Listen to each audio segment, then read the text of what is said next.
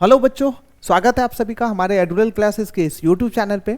Last class में जो हमारा लेक्चर 3 था समांतर श्रेणी का, उसमें हमने जो है यहाँ तक क्वेश्चन को कंप्लीट नहीं किया था। मतलब ये क्वेश्चन अपने लिए बाकी रह गया था करने के लिए, इससे पहले कि हमने जितने इंपॉर्टेंट क्वेश्चन थे उसको कराया था, है ना। तो आज की क्लास में हम लोग इसके आगे के जो और अपने पास इंपॉर्टेंट क्वेश्चन है उसको कवर करेंगे। तो इसलिए प्लीज आप लोग बहुत अच्छे से ध्यान से देखिए। और आपको क्या करना है पता है ना, क्लास को शेयर कर लेना है। क्लास को सबसे पहले तो सब्सक्राइब कर लीजिए ताकि लगातार जो नोटिफिकेशन है वो आपको मिलती रहेगी। उसके बाद क्या दूसरा काम है कि अपने दोस्तों के साथ प्लीज ज्यादा से ज्यादा इस क्लास को शेयर कीजिए ताकि ज्यादा से ज्यादा लोगों तक भी हमारी इस वीडियो का कहीं ना कहीं लाभ उनको मिल सके, है ना।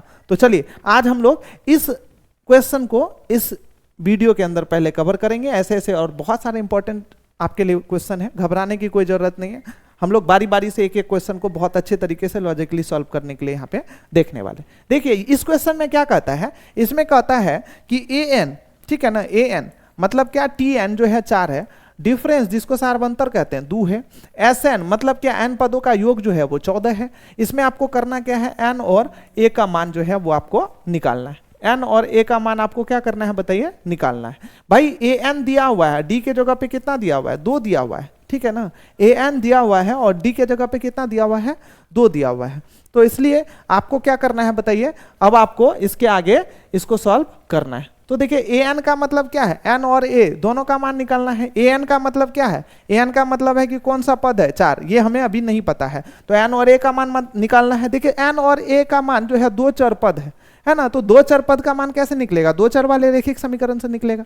तो 2 चर वाला रैखिक समीकरण कैसे सॉल्व होता है भाई, कम से कम 2 समीकरण तो चाहिए 2 चर वाला रैखिक समीकरण को सॉल्व करने के लिए। तो इसलिए 2 समीकरण बनने के लिए 2 जानकारी आपके पास होना चाहिए। देखिए पहला जानकारी तो ए एन का दे ही दिया इन्होंने, टी एन बराबर 4 लिखेंगे तो A plus N minus 1 into D बराबर 4 लिख ही सकते हैं।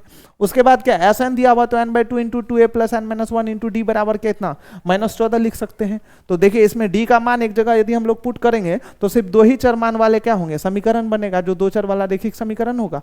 2 समीकरण बनेगा, दोनों को विलोपन विधि से सॉल्व करेंगे, ए और एन का मान आराम से हम लोग निकाल सकते हैं। चलिए यहाँ पे देखिए किस तरीके से निकालना है। सबसे पहले क्या, सॉल्यूशन। अब देखिए आपको क्या दिया हुआ है बताइए, ए एन दिया हुआ है, ए एन को आप चाहे तो टी एन भी लिख सकते हैं। 4 लिख लिया तो अब देखिए इसको क्या लिख सकते हैं, A plus N minus 1 into D बराबर में कितना, 4। देखिए ए प्लस में एन की जगह पे आपको वैल्यू नहीं पता, डी की जगह पे कितना है 2 बराबर में कितना 4। तो अब इसको क्या लिख सकते हैं, ए प्लस में कितना 2n माइनस 2 बराबर में कितना 4। तो ए प्लस में कितना 2n माइनस 2 बराबर में कितना 4। भाई अब a प्लस में कितना हो जाएगा 2n बराबर माइनस है तो उस तरफ गया तो कितना हो गया 6। तो a प्लस 2n बराबर कितना निकल चुका है अपने पास 6। तो a प्लस 2n बराबर यदि आपके पास 6 निकल चुका है तो आप इसको चेक कीजिए। इसको क्या कर सकते हैं हम लोग आराम से, चाहे तो इसको समीकरण 1 भी मान सकते हैं। इसको हम लोग क्या कर सकते हैं, समीकरण 1 मान सकते हैं, ठीक है ना। तो यहां से हम लोग समीकरण 1 मान लेते हैं। अब देखिए अपने पास एस एन दिया हुआ है, ठीक है ना। तो एस एन बराबर में कितना, माइनस में 14। तो भाई a प्लस, सॉरी इसके लिए फॉर्मूला क्या, n/2 वाला फॉर्मूला हमें लगाना है ना। तो यहाँ पे लिखना है n/2 इंटू में क्या 2a प्लस में क्या n माइनस में 1 इंटू में क्या d बराबर में कितना, -14। देखिए n के साथ तो गुना करना ही है, d है यहाँ पे तो कहीं ना कहीं ये हो जाएगा। तो इससे अच्छा है जो पहले समीकरण को हमने यहाँ पे लेट किया है, ठीक है ना, इससे हम लोग एक मान निकाल लेते हैं और इस मान को आराम से इस समीकरण के अंदर पुट कर देंगे, तब भी हमारा काम हो जाएगा। क्योंकि देखिए 2 चर वाले रैखिक समीकरण को सॉल्व करने के लिए तो आपको तरीका पता ही है, या तो विलोपन विधि से कर सकते हैं, नहीं तो किससे कर सकते हैं, विस्थापन विधि से कर सकते हैं। तो चलिए यहाँ पे a का मान हम लोग आराम से निकाल लेते हैं, ठीक है ना। अब देखिए a का मान कितना होगा, a बराबर हो जाएगा 6 माइनस में कितना 2n, 6 माइनस में कितना 2n। अब देखिए n/2 हो गया, ठीक है ना, n/2 इंटू में 2 इंटू a की जगह पे देखिए कितना है 6 minus 2n, 6 minus 2n plus में क्या n माइनस में क्या 1 इंटू में क्या d, इंटू में d की जगह पे 2 है, ठीक है, यहाँ पे 2 है और बराबर में कितना, माइनस में 14। अब देखिए इसको सॉल्व करेंगे तो n/2 इंटू में देखिए इसको दोनों को अलग अलग मल्टीप्लाई करना पड़ेगा, 2 से पहले 6 को करेंगे, 12 माइनस में कितना 4n, ठीक है, और प्लस में कितना 2n माइनस में कितना 2 बराबर में कितना, माइनस में 14। अब उसके बाद देखिए n/2 इंटू में 2 इंटू में 12 में से 2 चला गया तो 10 माइनस में 4 और प्लस में 2, तो कितना हो जाएगा माइनस में 2n बराबर में कितना माइनस में 14। ठीक है ना। अब देखिए अपॉन में नहीं कुछ है तो क्या है 1 है। यहाँ पे कितना हो चुका है 12 में से 2 चला गया तो कितना 10, और माइनस में था ये और प्लस में, तो माइनस में 2n। अब ये आराम से हम इसको n/2 इंटू 10 माइनस 2n पहले दूसरे पेज पे लिख लेते हैं। तो यहाँ पे क्या लिख सकते हैं n/2 इंटू में क्या 10 माइनस में क्या 2n। ठीक है ना, 10 माइनस में क्या 2n और बराबर में -14, बराबर में कितना -14। अब देखिए इसको यदि मैं उस तरफ भेजूं तो भाई n के साथ पहले मल्टीप्लाई कर लीजिए, तो 10n माइनस में कितना 2n² बटा में 2 है 2 हो गया बराबर में माइनस में 14। अब इसको यदि मल्टीप्लाई करेंगे तो देखिए अपॉन में नहीं कुछ है तो कितना है 1 है, तो यहाँ पे क्या लिख सकते हैं 10n माइनस में कितना 2n² और यहाँ पे कितना हो चुका है माइनस में बराबर में कितना माइनस में 28 है ना। अब ये 2 है तो माइनस में कितना हो जाएगा 28। अब देखिए दोनों को एक तरफ कर लीजिए, ठीक है ना, तो माइनस में 2n² लिख सकते हैं प्लस में क्या 10n और माइनस में कितना लिख सकते हैं बताइए 28। इस तरफ आ गया तो प्लस में 28 बराबर में कितना 0।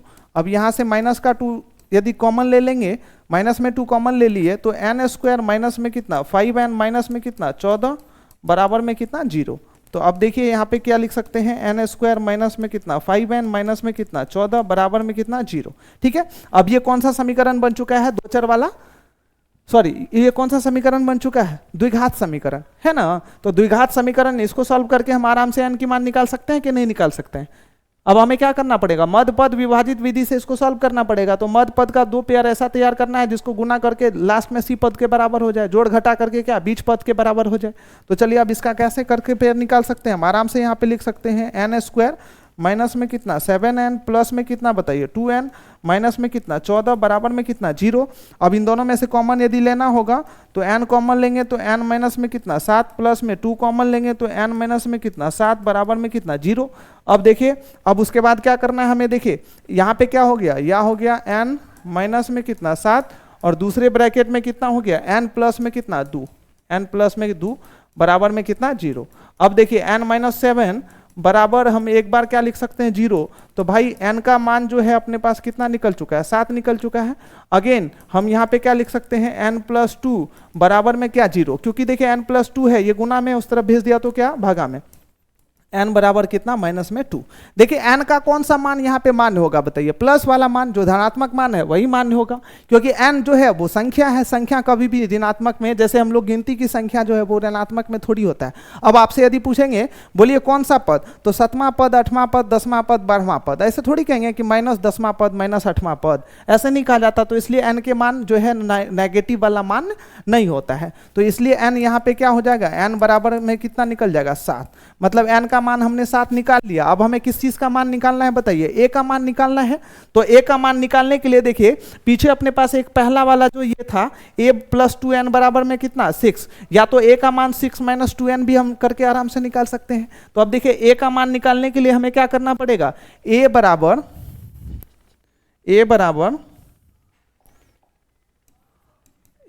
हम लोग क्या लिख सकते हैं आराम से 6 माइनस 2n, a बराबर में क्या 6 माइनस 2n, 6 माइनस में 2n है ना। तो 6 माइनस में 2 इंटू में क्या 7, तो यहाँ पे क्या हो जाएगा 7 माइनस में कितना 14।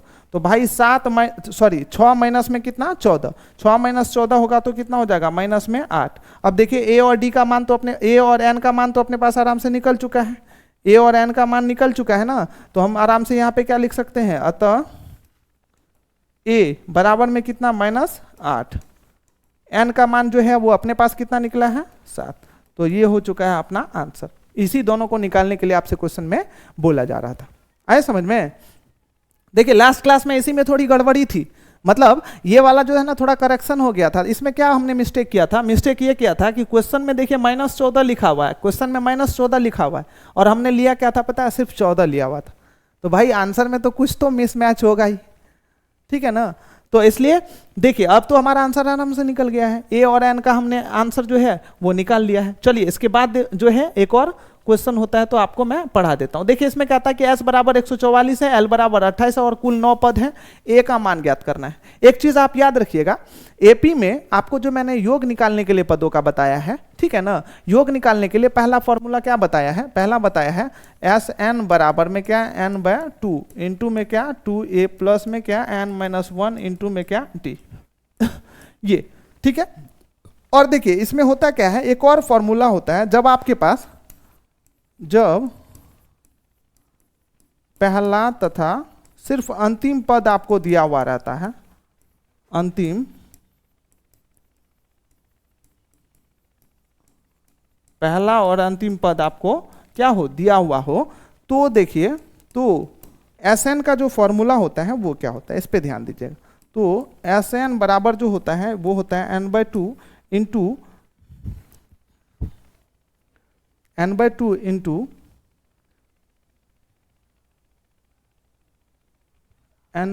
इंटू a प्लस l, ये फॉर्मूला ही होता है। n/2 into a plus l ये फॉर्मूला होता है। n/2 इंटू में क्या a प्लस l, ये फॉर्मूला होता है। कब पता है, जब पहला और अंतिम पद,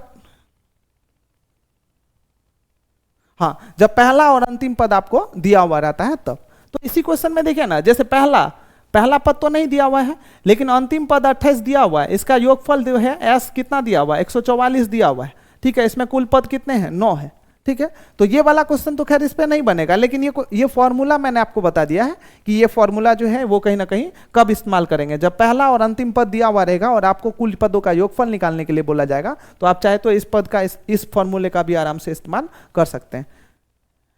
Sn बराबर में क्या n/2 इंटू में क्या a प्लस l, ये फॉर्मूला है। चलिए अब इस वाले क्वेश्चन को हम लोग देखते हैं कि आखिर कैसे बनाना है ठीक है ना, इस वाले क्वेश्चन को हमें देखना है कि आखिर कैसे बनाना है, ठीक है। चलिए इसमें s का मान दिया हुआ है, मतलब सम तो दिया हुआ है, और सम कितना दिया हुआ है 144 दिया हुआ है, l का मान कितना दिया हुआ, अंतिम पद 28 दिया हुआ है, उसके बाद कुल 9 पद है। एक बात बताइए, अंतिम पद यदि 28 है और कुल 9 पद है तो tn बराबर हम 28 आराम से लिख सकते हैं। tn बराबर में क्या लिख सकते हैं 28 तो हम आराम से लिख सकते हैं। और Sn बराबर में क्या लिख सकते हैं, यहाँ पे बताइए 28 तो हम आराम से लिख सकते हैं। S9 बराबर में 144 तो लिख सकते हैं। अरे भाई L मतलब क्या होता है, अंतिम पद होता है। L का मतलब क्या, अंतिम पद। तो बताइए 9 कुल इसमें एक पदे है तो Tn बराबर 28 लिख सकते हैं कि नहीं। इसके अलावा देखिए कुल पदों का योग यदि 144 है तो S9 बराबर 144 तो हम आराम से लिख सकते हैं। तो देखिए ना, दो समीकरण आपको बना के करने में क्या दिक्कत है, यहाँ पे हम आराम से क्या लिख सकते हैं, S9 बराबर में कितना 144।